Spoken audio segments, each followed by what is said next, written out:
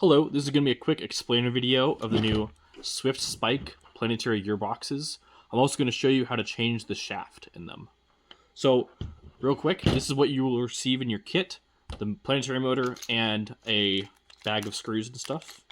I'm going to dump them out and show you everything that you get.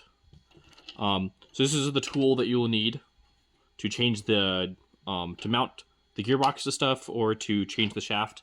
This is the tiny screw that goes inside the motor to retain the shaft.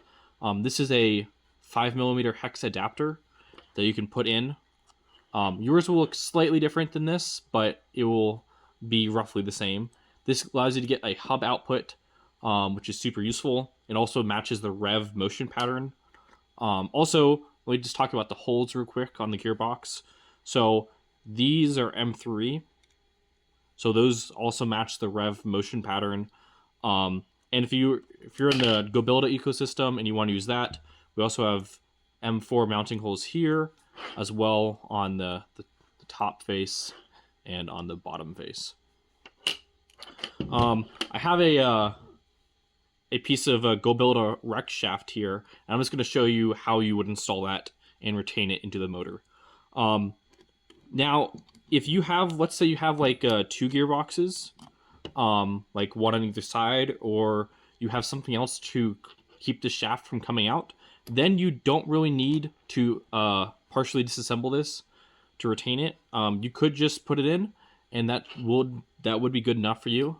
But for the folks who do want to retain it, I'm going to show you how to do that. Now on this front face, you're going to want to remove these 2 screws.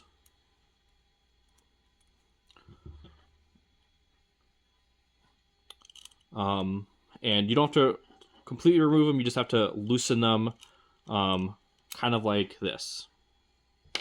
So now this piece will pull off, and you're going to get some bearings with it, this piece and that piece.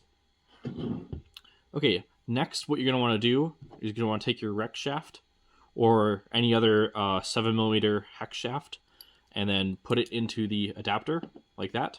Make sure it's all the way in the back. And then you're going to take this tiny little M4 screw that we have, and it's going to go in like that. And then you just want to tighten it. We highly recommend that you put Loctite on this screw because some of the gear ratios we have are very high RPM, which can cause a lot of vibration, which can loosen the screw over time.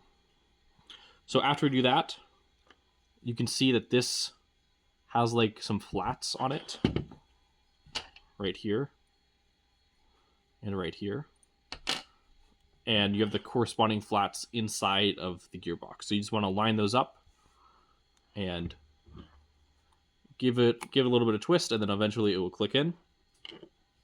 And you want to put this bearing back on if it came off, and then you're just going to want to put this back on like this. And now we recommend that you screw one of these screws in about 90% of the way, and then you swap to the other one. That will give consistent tightening pressure, which is pretty important. Once again, highly recommend that you use Loctite on this screw and every screw. Probably #1 source of failure is teams not using some type of thread locker. Blue medium strength works well. Okay, so now we have that. So now this shaft is fully retained. You can't pull it out, but it still spins nicely. This is some SWYFT channel, and I just want to show you some of the different ways you could mount it. So if you have your motor here, you could mount, and you have, let's see if I can get it lined up in the video. Oops, sorry, I have it rotated the wrong way. So you have like, you get a bunch of through holes there. Either you could use M4 or you could use M3. So you could mount it like that. You could flip this over and mount it this way.